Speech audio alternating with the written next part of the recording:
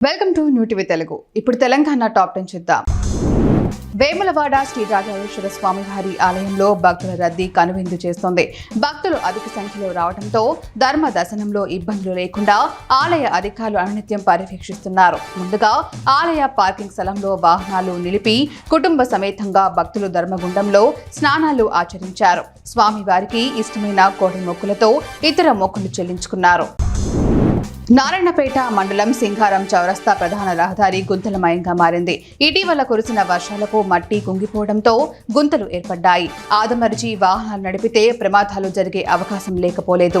ఈ రహదారిపై ప్రతినిత్యం మత్కల్, మహబూబ్ నగర్, హైదరాబాద్ నగరాలకు వందల సంఖ్యలో వాహనాలు తిరుగుతుంటాయి. ప్రమాదాలు జరగకముందే అధికారులు స్పందించి గుంతలు పూడ్చి బీటీ రోడ్డుకు మరమ్మతులు చేపించాలని ప్రయాణికులు కోరుతున్నారు.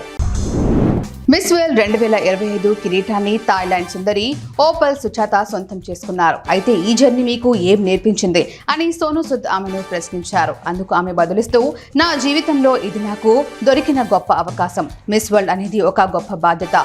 ఎప్పుడైనా మనం చేసే పనులు మంచివై ఉండాలి అని సుచాత సమాధానం చెప్పారు. దీంతో మిస్ వరల్డ్ కిరీటం ఆమె వశమైంది. మలక్పేట్లోని నల్గొండ చౌరస్తా వద్ద ట్రాఫిక్ సమస్యలను Hyderabad traffic joint CP Joel Davis పర్యవేక్షించారు. వాహనదారులు మురుగునీటి సమస్యతో ఉదయం నుంచి రాత్రి వరకు తీవ్ర ట్రాఫిక్ ఇబ్బందులు ఎదుర్కొంటున్నారు. సమస్యకు పరిష్కారం చూపేలా సంబంధిత శాఖలతో సమన్వయంతో చర్చలు తీసుకుంటామని ఆయన తెలిపారు. లోకమాత రాణి అహల్యాబాయి హోల్కర్ 300వ జయంతి వేడుకలను వనపర్తి జిల్లాలో ఘనంగా నిర్వహించారు.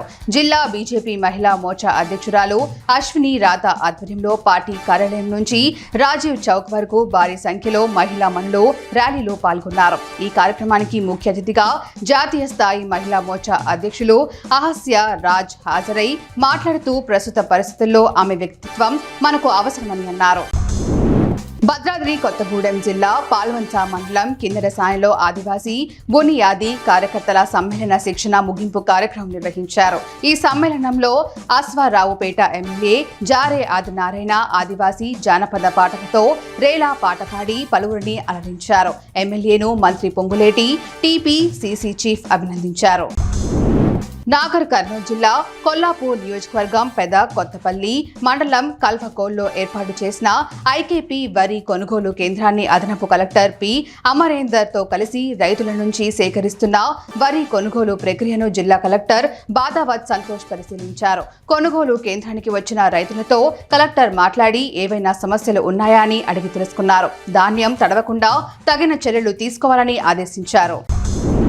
అమెరికా డల్లాస్లో జూన్ 1వ తేదీన నిర్వహించే తెలంగాణ రాష్ట్ర రజతోత్సవ సభకు వెళ్లిన రాష్ట్ర మాజీ మంత్రివర్యులు ఎర్రబెల్లి దయాకర్ రావుకి ఎన్ఆర్ఐలు ఘన స్వాగతం పలికారు. అనంతరం కారు ర్యాలీ నిర్వహించారు.